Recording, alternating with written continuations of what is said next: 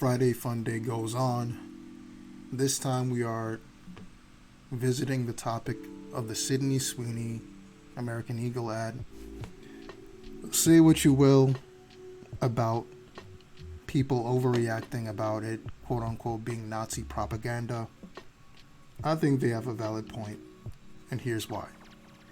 Majority of the eugenic believers, the people that believe there is a superior genome out there and that you have to cultivate this genome for the future or the betterment of humanity, majority of the people that believe that typically ascribe a specific race, hair color, and eye color to that superior genome, and that is blonde, white, and blue-eyed.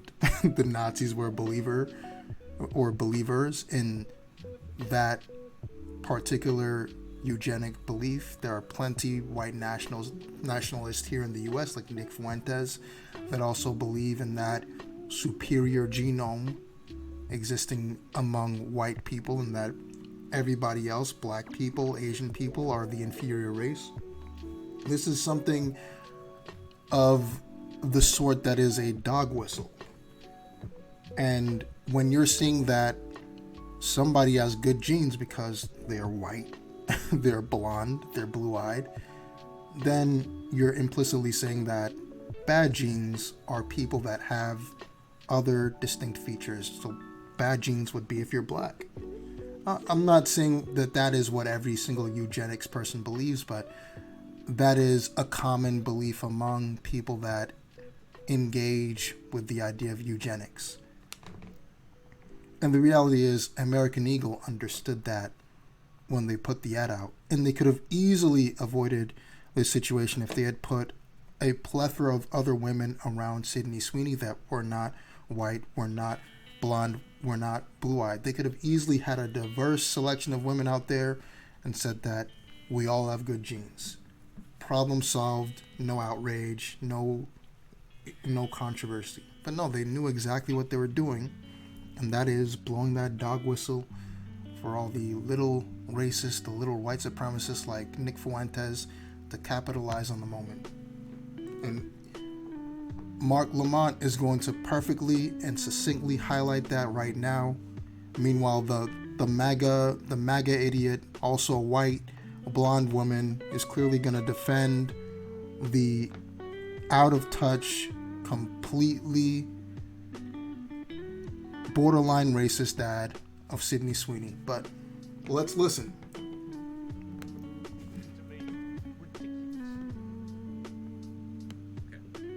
First, just for clarity, Sydney Sweeney is a size 0. So even when we say that someone is a normal size, that suggests that the average person is a size 0. The average person, the average woman in this country is not. So at all moments when we make these observations that seem neutral, we're actually assigning a value. So if I am a size 8 as a woman, and you just said on national TV as the most important, coolest, most handsome host in the history of television, if you say that it's normal to be a size 0, then yeah, when I'm a size 8, now I feel like something's wrong with my body. Similarly, so she doesn't look normal to you, Sydney Sweeney. She looks normal. 38 seconds, by the way, for interruption. Great, you're on a new record. I think she looks normal. Wow, you're really touchy today. I think I'm just teasing you, Piers. I'm just very, very upset about the world. And no, Sydney Sweeney is not normal. That's why she's a model. She is the standard of beauty. And no, let's not take away from the fact that she is an attractive person, and that, you know, people typically do say attractive people have good genes. But American Eagle knew what they were doing in this specific occasion. Typically, most fashion ad agencies don't use the word good genes when they're advertising. There's a reason American Eagle did it in this case, and that's blow that dog whistle.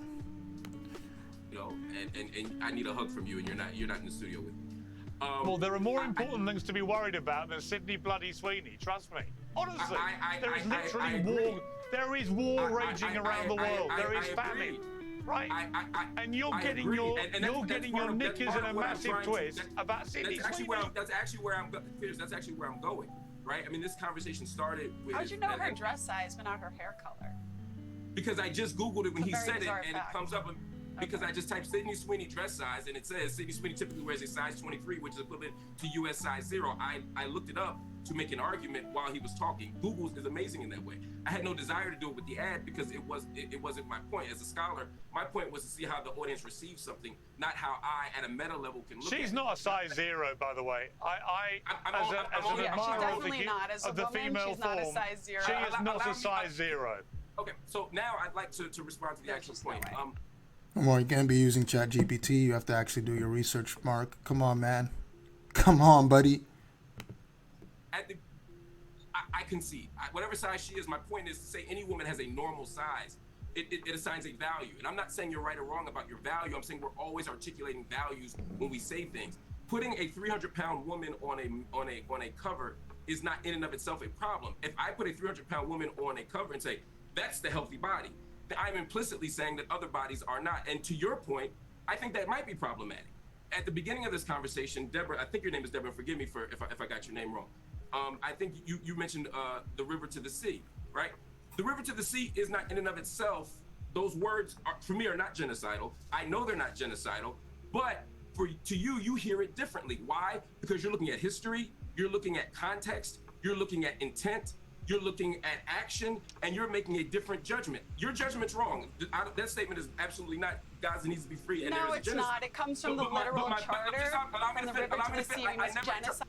She's saying no, it's not, but the charter is context. This, again, a blonde MAGA bimbo that does not understand what context means. And these are typically the people that end up being conservative or rabid Israel fans. Typically these blonde bimbos. All Jews. So no, I'm not looking at context. I'm looking at the literal Hamas charter and what these people. I'm not looking at context. I'm looking at the context of the charter. Like, again, this is an idiot. It's a moron. That would be context. Deborah, okay, again, allow me to finish. I never interrupted you. The Hamas charter would be context. That's my point. You're looking. You're not looking just at the words. You're looking at other pieces of evidence. That's called context. You're literally making my point. My point to you is because words have meaning. Words don't just mean nothing. Sorry, I'll let you ask your question. Yes, 1 + 1 = 2. And then she's like gonna pretend like she made a point by saying words have meaning. Oh, of course they have meaning, you fucking idiot. So do. Listen to me. Words do have meaning, and the meaning isn't just about literal decoding. It's also about the meanings that are encoded into words. It's about the history. It's about other factors. And I'm telling you, the same way you're telling me as a Jewish person, there are certain words, certain images, certain tropes that impact you because of the history of anti-Semitism. I'm telling you that that same history of white supremacy that makes anti-Semitism so ugly also makes anti-black racism so ugly. I didn't tell you I was offended by this argument. You keep saying, you say get a job and stop being offended. I think we all have jobs here, and I don't think any of us are offended per se. I wasn't speaking just to you. I was speaking to the people offended by this.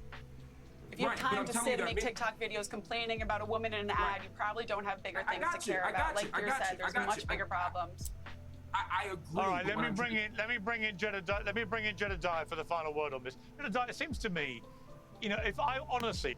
Again, the point Marc Lamont was making there is just as you can see the context existing from the river to the sea, and you see those simple words and you interpret that as genocidal language, we can see the word good genes being used with a white woman with blonde hair and blue eyes, and we can see that the ideology of eugenics that has been used to deify white women, specifically blonde white women, as the chosen ones, the people with good genes, and then demonize black people, colored people, Asian people as people with bad genes.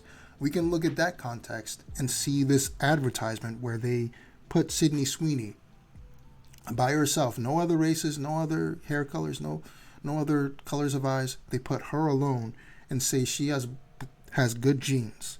We can look at that and we can say that this is a dog whistle for racist eugenics people like Nick Fuentes. And that's all it is. The reality is, Mark, you tried to make your point, and Piers Morgan, it continues to be one of the worst hosts in the history of debate. He's a right-wing hack, Trump lover, and he will always allow his right-wing guests to monologue. If you disagree with him, though, he will cut you off and 38 seconds, just like Marc Lamont said. But anyway, happy Friday. This is an amazing day, and I hope you guys have a good weekend.